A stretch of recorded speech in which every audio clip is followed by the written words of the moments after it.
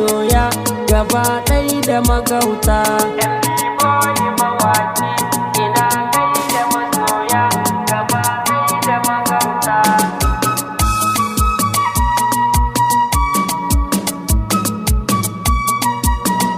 Da sunanka nake yi komai zanayi yanzu, kai ne za ka iya min kana yi mini yanzu.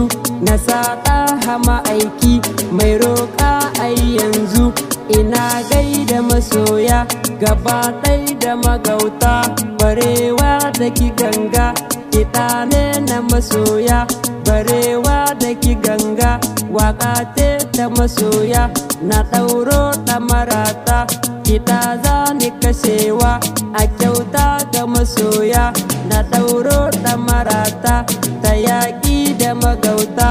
Ina son ku masoya da ƙaunar ku a raina, na ce sai da masoya abokan tafiya na. Da ku za na ci gasa ko da gana nufina, da ku ba wata gasa da zan kasa tayata. Ina yin ku masoya da ƙaunar ku jinina, roƙon rabbi nake yi mai komai a nufina.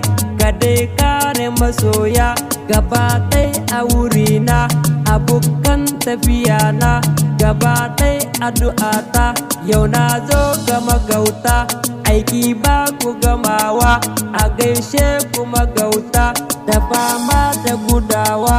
Yau ne za ta farewa gaba ɗai da magauta, maciji da magauta wanne za ya fi tuta. Kare za ya bi karya ka dai kyale magauta, shiru ba magana ba salo ne na magauta. Allah kai ka iyawa ka bisar da magauta, zuru za ta ci zuru ku duban magana ta. Magauta ku ci kaji zabi ba mu tsayawa, gari babu masoya ta ya za ni tsayawa.